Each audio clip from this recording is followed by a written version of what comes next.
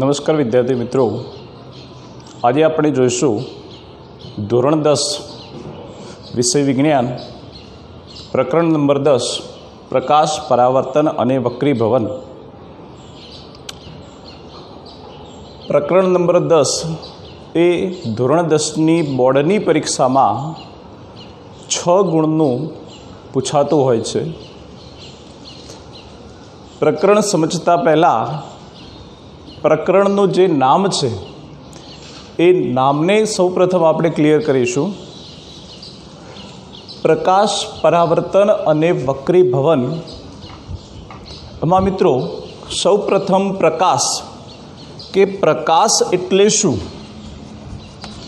પ્રકાશ એટલે શું? તો પ્રકાશ એટલે કે આપણી આંખમાં સંવેદના ઉપજાવતું વિદ્યુત ચુંબકીય વિકિરણ, જેને પ્રકાશ તરીકે ઓળખી શકાય. પ્રકાશ એટલે કે આપણી આંખમાં જે સંવેદના ઉપજાવે એ સંવેદના ઉપજાવતું જે વિદ્યુત ચુંબકીય વિકિરણ હોય, જે વિદ્યુત ચુંબકીય વિકિરણ હોય, આ વિદ્યુત ચુંબકીય વિકિરણને પ્રકાશ તરીકે ઓળખાય છે. ફરીથી જોઈએ કે પ્રકાશ એટલે આપણી આંખમાં સંવેદના ઉપજાવતું વિદ્યુત ચુંબકીય વિકિરણ, જેને પ્રકાશ તરીકે ઓળખાય છે. આ સંવેદના એટલે અસર. સંવેદના એટલે અસર. કે ઉદાહરણ તરીકે કે કોઈક વ્યક્તિ આપણને લાફો મારે અને જો એની બળતરા થતી હોય તો એ જે મિત્રો જે બળતરા હોય એ બળતરા આપણા માટે સંવેદના કહેવાય. એ જ રીતે કે જ્યારે કોઈ પણ ગરમ વસ્તુને સ્પર્શ કરીએ ત્યારે ગરમ વસ્તુને જ્યારે સ્પર્શ કરીએ ત્યારે એમાંથી ગરમી ઉત્પન્ન થતી હોય તો એ ગરમી એ પણ આપણા માટે સંવેદના કહેવાય. તો એ જ રીતે અહીંયા કે આંખમાં જ્યારે સંવેદના ઉત્પન્ન કરતું જે વિદ્યુત ચુંબકીય વિકિરણ હોય, આંખમાં જ્યારે સંવેદના ઉત્પન્ન કરતું જે વિદ્યુત ચુંબકીય વિકિરણ હોય, આ વિદ્યુત ચુંબકીય વિકિરણ કે જેને પ્રકાશ તરીકે ઓળખાય છે.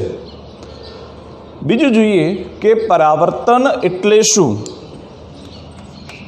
પરાવર્તન એટલે શું?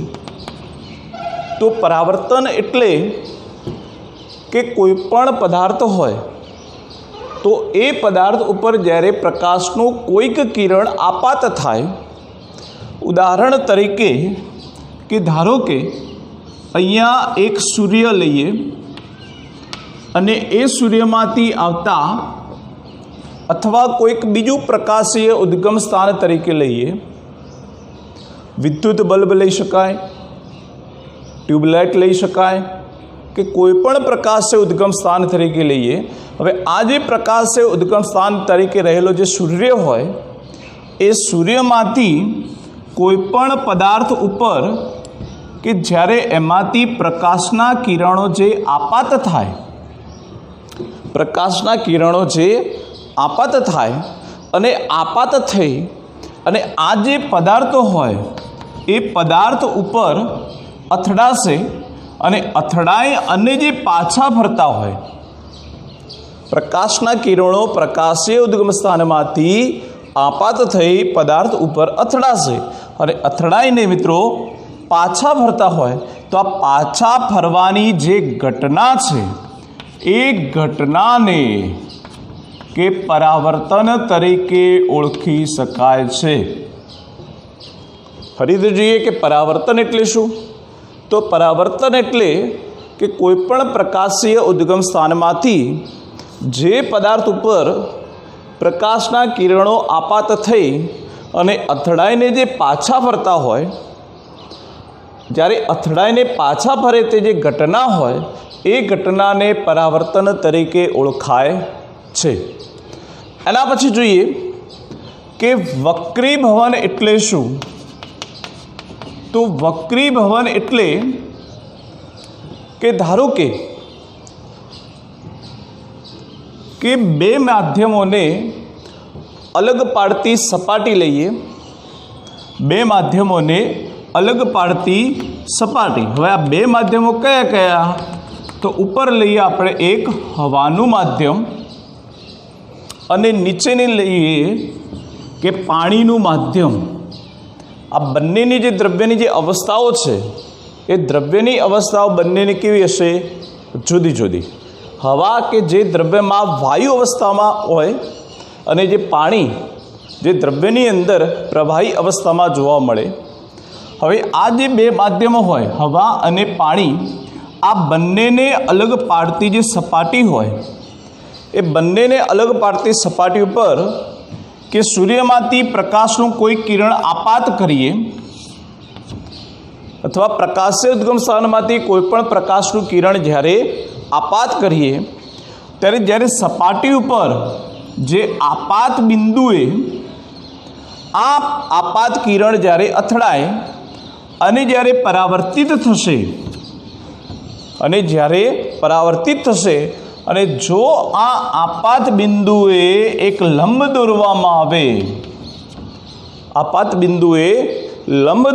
આવે, તો આ જે લંબ હોય એ લંબ તરફ પ્રકાશનું જે આપાત કિરણ હતું એ સહેજ વાંકું વળશે.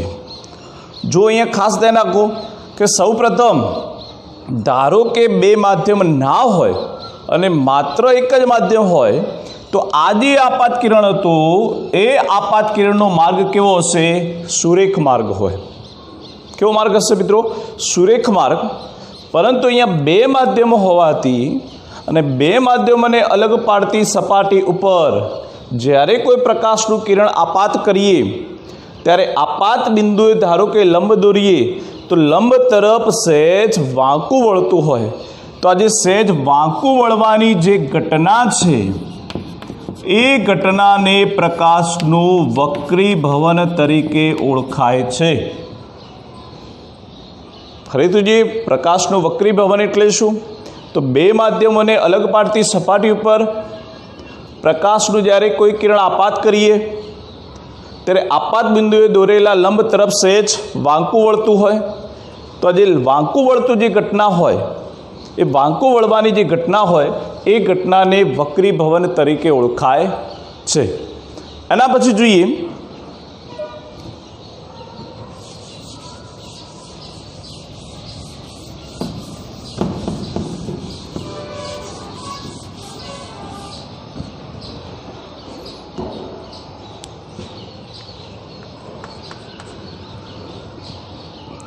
કે અંધારો ઓરડો હોય અને એ અંધારા ઓરડાની અંદર ધારો કે કોઈ પણ પદાર્થ અથવા કોઈ વસ્તુ પડી હોય તો એને આપણે જોઈ શકતા નથી. પરંતુ એ જ ઓરડાની અંદર કોઈક પ્રકાશીય ઉદ્ગમ સ્થાન તરીકે ટ્યુબલાઇટ, વિદ્યુત બલ્બ ચાલુ કરીએ ત્યારે આપણને જે તે વસ્તુ હોય એ વસ્તુ આપણને સ્પષ્ટ રીતે જોઈ શકાય છે. એટલે આમાં એક પ્રશ્ન એ થાય કે વસ્તુ ક્યારે જોઈ શકાય? વસ્તુ ક્યારે જોઈ શકાય? તો વસ્તુ ક્યારે જોઈ શકાય તો કોઈ પણ પ્રકાશીય ઉદ્ગમ સ્થાનમાંથી સૌપ્રથમ પ્રકાશના જે કિરણો હોય એ કિરણો વસ્તુ પર આપાત થાય અને વસ્તુ ઉપર આપાત થઈ અને પરાવર્તિત થઈ અને આપણી આંખ દ્વારા એ પરાવર્તિત જે કિરણો હોય એ પરાવર્તિત કિરણોને ગ્રહણ થતા હોય ત્યારે જે તે વસ્તુ હોય એ વસ્તુ આપણને સ્પષ્ટ રીતે જોઈ શકાતી હોય છે. કે ઉદાહરણ તરીકે અહીંયા કોઈક પ્રકાશીય ઉદ્ગમ સ્થાન તરીકે કે એક વિદ્યુત બલ્બ લઈએ. હવે આ જે વિદ્યુત બલ્બ હોય એ વિદ્યુત બલ્બ એક પ્રકાશીય ઉદ્ગમ સ્થાન તરીકે લઈએ. આ પ્રકાશીય ઉદ્ગમ સ્થાનમાંથી પ્રકાશના કિરણો આપણા ઘરમાં પડેલી જે તે વસ્તુ હોય, આપણા ઘરમાં પડેલી જે વસ્તુ અથવા જે પદાર્થ હોય એ પદાર્થ ઉપર પ્રકાશ ઉદ્ગમ સ્થાનમાંથી કિરણો આપાત થતા હોય અને આ આપાત થયેલા કિરણો વસ્તુની સપાટી ઉપર અથડાઈ અને જે પાછા ફરતા હોય એટલે કે જે પરાવર્તિત થતા હોય અને પરાવર્તિત થઈ અને આપણી આંખ સુધી પહોંચતા હોય, આપણી આંખ સુધી પહોંચતા હોય અથવા આંખ દ્વારા કિરણો ગ્રહણ થતા હોય, આ બધા જ જે તે પરાવર્તિત કિરણો છે એ બધા જ પરાવર્તિત કિરણો આંખ દ્વારા શું થાય? ગ્રહણ થાય. ત્યારે જ આપણને જે તે વસ્તુ હોય એ વસ્તુને આપણે સ્પષ્ટ રીતે જોઈ શકીએ છીએ. વસ્તુ ક્યારે જોઈ શકાય? તો કોઈપણ પ્રકાશીય ઉદ્ગમ સ્થાનમાંથી પ્રકાશના કિરણો વસ્તુની સપાટી ઉપર આપાત થઈ અથડાઈ અને જે પરાવર્તિત થઈ અને આપણે આંખ દ્વારા તમામ કિરણો જ્યારે ગ્રહણ થતા હોય ત્યારે જે તે વસ્તુ હોય એ વસ્તુ આપણને સ્પષ્ટ રીતે જોઈ શકાતી હોય છે. એના પછી જોઈએ કે પ્રકાશ એના ગુણધર્મો વિશે સમજીએ.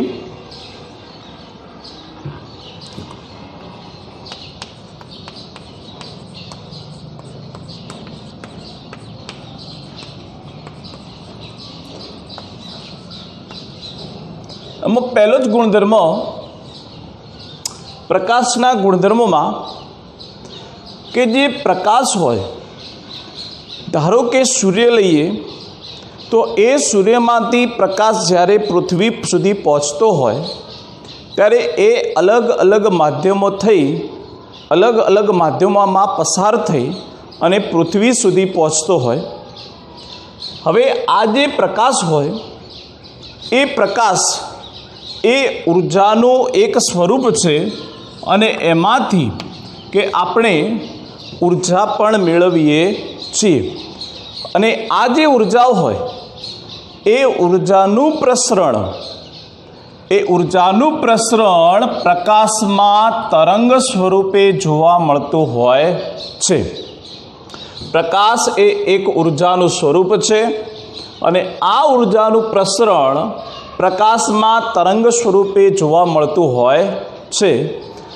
એના પછી જોઈએ નંબર 2 કે આ જે પ્રકાશ હોય એ પ્રકાશ એની જે શૂન્યાવકાશમાં જે ઝડપ હોય એ શૂન્યાવકાશમાં એની જે ઝડપ એનું મૂલ્ય 3 × 10⁸ અને ઝડપ હોય તો એનો જો એકમ હશે એ એકમ કોઈ આવશે તો મીટર પ્રતિ સેકન્ડ.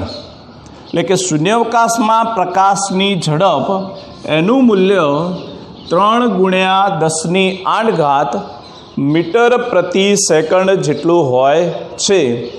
આ જે ઝડપ હશે એ ઝડપનો એસઆઈ એકમ કયો જોવા મળશે તો મીટર પ્રતિ સેકન્ડ. હવે જ્યારે પ્રકાશ એ કોઈપણ માધ્યમમાં ગતિ કરતો હોય ત્યારે માધ્યમનું જે પરિમાણ હોય એ માધ્યમના પરિમાણ તેમજ એ માધ્યમ કઈ અવસ્થામાં છે, કઈ જાતનું છે, એ દ્રવ્યની જે અવસ્થા હોય એ દ્રવ્યની અવસ્થા ઉપર પણ આધારિત હોય છે.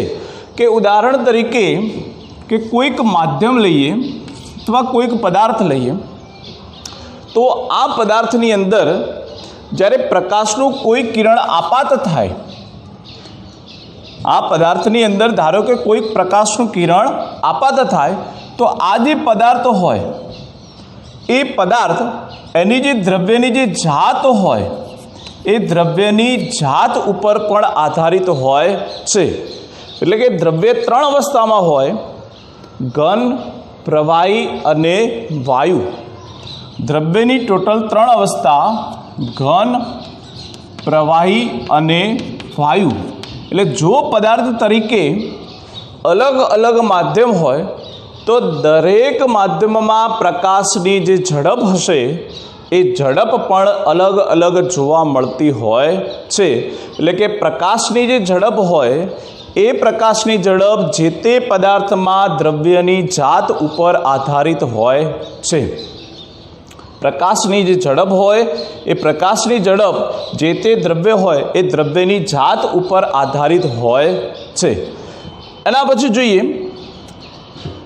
કે પ્રકાશને જ્યારે એક માધ્યમમાંથી બીજા માધ્યમમાં પહોંચતો હોય ત્યારે એને કોઈપણ દ્રવ્યની જરૂર પડતી નથી, અથવા એને પ્રકાશને પ્રસરણ થવા માટે એક પણ માધ્યમની જરૂર પડતી નથી। માટે આવા જે પ્રકાશના તરંગો હોય એ પ્રકાશના તરંગોને બિન યાંત્રિક તરંગો તરીકે ઓળખાય છે। બિન યાંત્રિક તરંગો એટલે કે જે પ્રકાશના તરંગોને પ્રસરણ થવા માટે, જે પ્રકાશના તરંગોને પ્રસરણ થવા માટે દ્રવ્ય માધ્યમની જરૂર પડતી નથી, એવા જે તરંગો હોય એને બિન યાંત્રિક તરંગો તરીકે ઓળખાય છે। ફરીથી જોઈએ કે જે પ્રકાશના જે તરંગો છે અને પ્રસરણ થવા માટે એક પણ માધ્યમની જરૂર પડતી નથી, માટે આવા જે તરંગો હોય એને બિન યાંત્રિક તરંગો તરીકે ઓળખાય છે। અને જો અમુક કિરણો એવા હોય કે જેને પ્રસરણ થવા માટે માધ્યમની જરૂરિયાત પડતી હોય તો એવું જે પ્રકાશના તરંગો હોય એ જે તરંગો હોય એ તરંગોને યાંત્રિક તરંગો કહેવાય।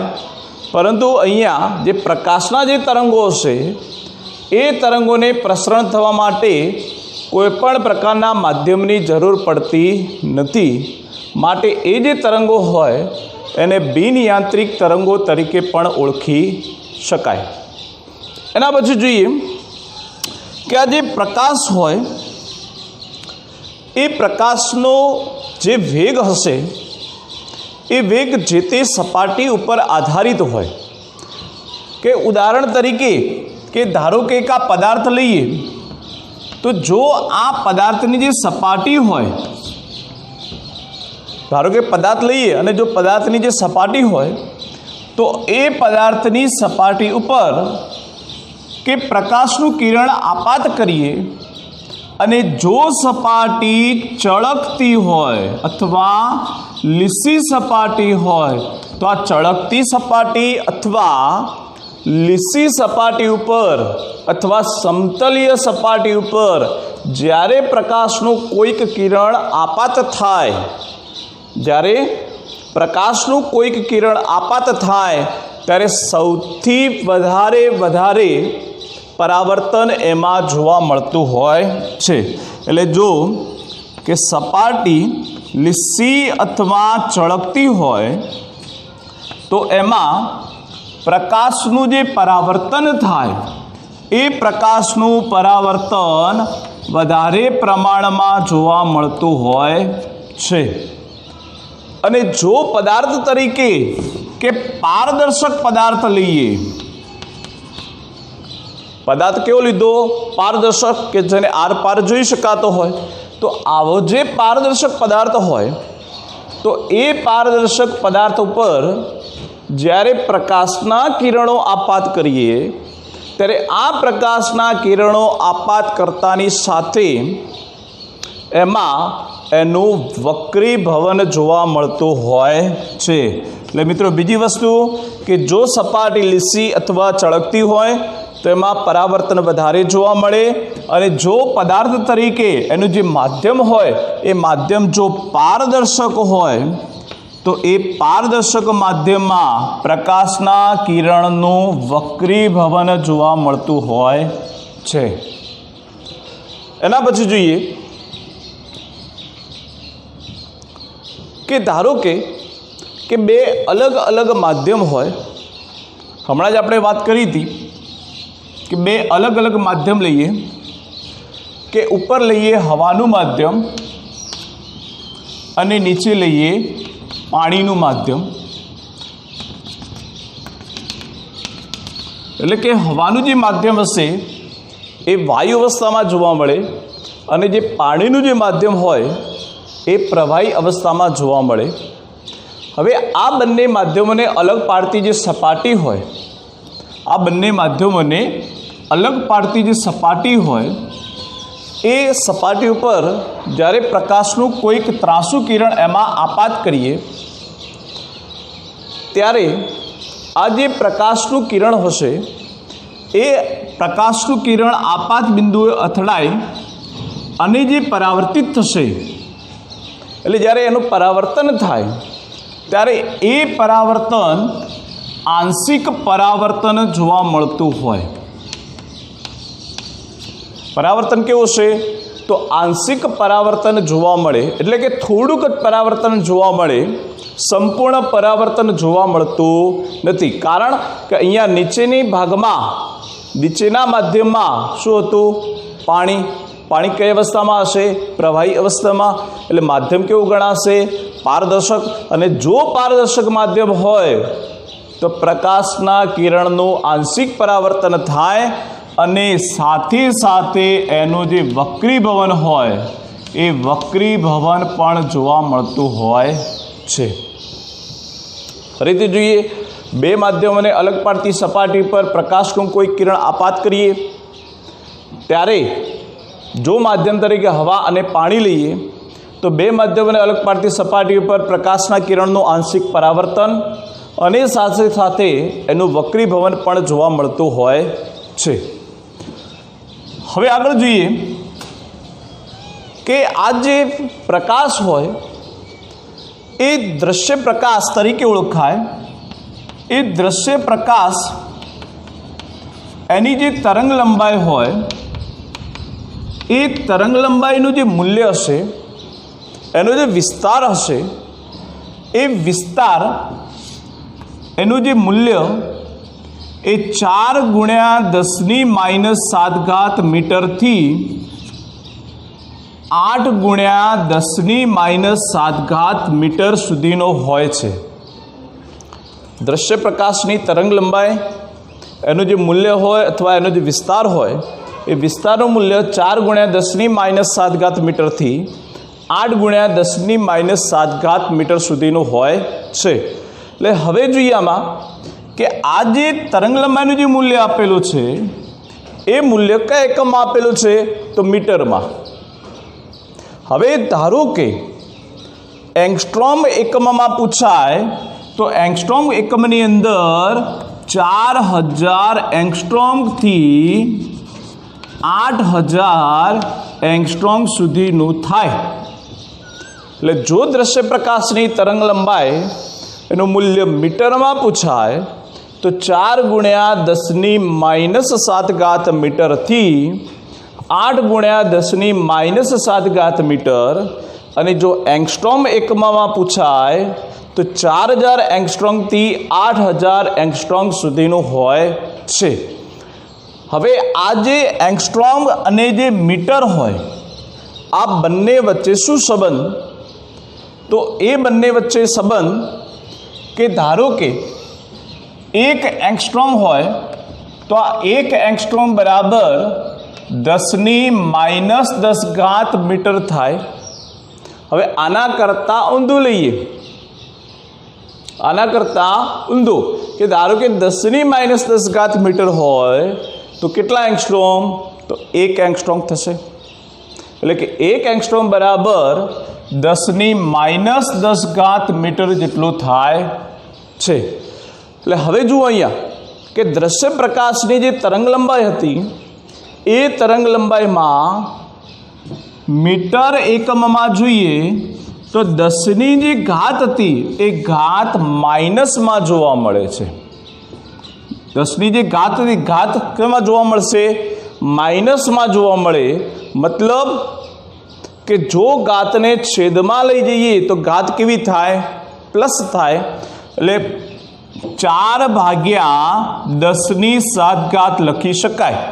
એટલે કે 10ની પાછળ 7 શૂન્ય કરીએ એ જે સંખ્યા આવે એને જો 4 વડે ભાગવામાં આવે તો એનું જે મૂલ્ય મળશે એ મૂલ્ય ખૂબ જ નાનું મૂલ્ય મળશે અને આ ખૂબ જ મૂલ્ય નાનું મળવાથી દ્રશ્ય પ્રકાશમાંથી જે પ્રકાશ હોય એ પ્રકાશ એક બિંદુ સ્વરૂપે જોવા મળશે અને આવા જ્યારે બિંદુઓ એકબીજા સાથે સુરેખ માર્ગમાં ગોઠવાઈ જતા હોય છે અને આ બધા જ બિંદુઓ સુરેખ માર્ગમાં ગોઠવાય અને એક પ્રકાશના કિરણની રચના કરતા હોય છે. એટલે પ્રકાશનું કિરણ એટલે શું? તો પ્રકાશનું કિરણ એટલે કે દ્રશ્ય પ્રકાશની અંદર એની તરંગ લંબાઈનું મૂલ્ય ઘણું જ નાનું હોવાથી એક બિંદુ સ્વરૂપે જોવા મળતું હોય. આ બિંદુઓ એકબીજા સાથે જોડાય અને સુરેખ માર્ગ એટલે કે સીધી રેખા બનાવતા હોય તો આ જે સુરેખ માર્ગ હોય એને પ્રકાશનું કિરણ તરીકે ઓળખાય. અને આવા જો કિરણોના જે સમૂહ હોય, સમૂહ એટલે કે એકથી વધારે કિરણો, તો આ જે પ્રકાશના જે કિરણો હશે એ કિરણોના જે સમૂહ હશે એ કિરણોના સમૂહને કિરણ પુંજ તરીકે પણ ઓળખાય છે. કિરણ પુંજ તરીકે પણ ઓળખાય છે. એટલે ફરીથી જોઈએ કે પ્રકાશના ગુણધર્મોમાં પહેલો જ ગુણધર્મ કે પ્રકાશ એ ઉર્જા સ્વરૂપે પ્રસરણ પામતો હોય, એટલે ઉર્જા પ્રાપ્ત કરતો હોય અને પ્રકાશ એ હંમેશા તરંગ સ્વરૂપે પ્રસરણ પામી એક ભાગમાંથી બીજા ભાગમાં પહોંચતો હોય. પ્રકાશની જે શૂન્યાવકાશમાં જે ઝડપ હોય એ ઝડપનું મૂલ્ય 3×10⁸ મીટર પ્રતિ સેકન્ડ હોય. પ્રકાશના જે તરંગો હોય એ તરંગોને પ્રસરણ થવા માટે એક ભાગમાંથી બીજા ભાગમાં જવા માટે કોઈપણ દ્રવ્ય માધ્યમની જરૂર પડતી નથી. તો માટે પ્રકાશ હશે એ બિનયાંત્રિક તરંગ તરીકે પણ ઓળખાય છે. એના પછી જોઈએ કે પ્રકાશ ધારો કે કોઈ પદાર્થ ઉપર પરાવર્તન થાય ત્યારે એ જે સપાટી હોય તો એ જે સપાટી જો લીસી અથવા ચળકતી લઈએ તો એ સપાટી લીસી અથવા જો ચળકતી હશે તો એમાં સૌથી વધારે પરાવર્તન થશે અને જો માધ્યમ પારદર્શક હોય એટલે કે આરપાર જોઈ શકાતું હોય તો એની અંદર વધારે પ્રમાણમાં વક્રીભવન જોવા મળશે. પ્રકાશના કિરણો જ્યારે કોઈ પદાર્થ ઉપર આપાત થતા હોય ત્યારે એ પદાર્થ ઉપર એ પદાર્થ કઈ અવસ્થામાં છે, એ કયા દ્રવ્યનો છે, એ દ્રવ્યની જાત ઉપર પણ આધારિત હોય. એટલે પ્રકાશની જે ઝડપ હશે એ ઝડપ જે તે દ્રવ્યની જાત ઉપર પણ આધારિત હોય છે.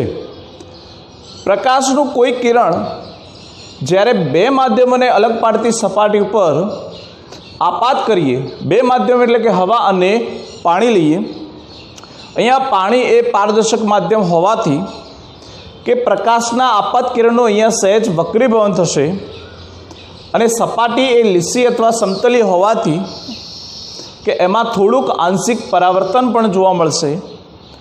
જે દ્રશ્ય પ્રકાશ હોય એ દ્રશ્ય પ્રકાશની જે તરંગ લંબાઈનું મૂલ્ય 4×10⁻⁷ મીટરથી 8×10⁻⁷ મીટર સુધીનું હોય.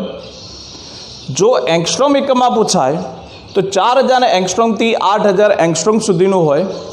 એમાં 1 એંગસ્ટ્રોમ બરાબર 10⁻⁻10 મીટર હોય અને 10⁻⁻10 મીટર બરાબર 1 એંગસ્ટ્રોમ થાય. હવે આ જે મૂલ્ય હશે દ્રશ્ય પ્રકાશની તરંગ લંબાઈનું મૂલ્ય એ 10⁻⁻ માં આપેલી છે, એટલે ઋણ ઘાતાંકમાં છે. હવે જો આ ઘાતાંકને છેદમાં લઈ જઈએ તો ઘાતાંક પ્લસમાં થાય, એટલે કે 10⁻⁷ આવે, 10ની પાછળ 7 શૂન્ય લગાવો, એટલી સંખ્યા વડે જો 4ને ભાગવામાં આવે તો એનું જે મૂલ્ય મળશે એ ખૂબ જ અતિ સૂક્ષ્મ, ખૂબ જ નાનું મળશે.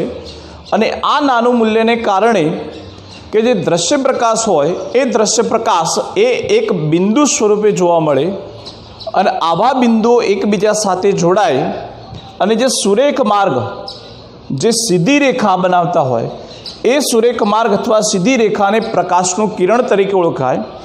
અને આવા જો કિરણો એકથી વધારે પ્રમાણમાં જોવા મળે તો એને કિરણ પુંજ તરીકે ઓળખાતા હોય છે.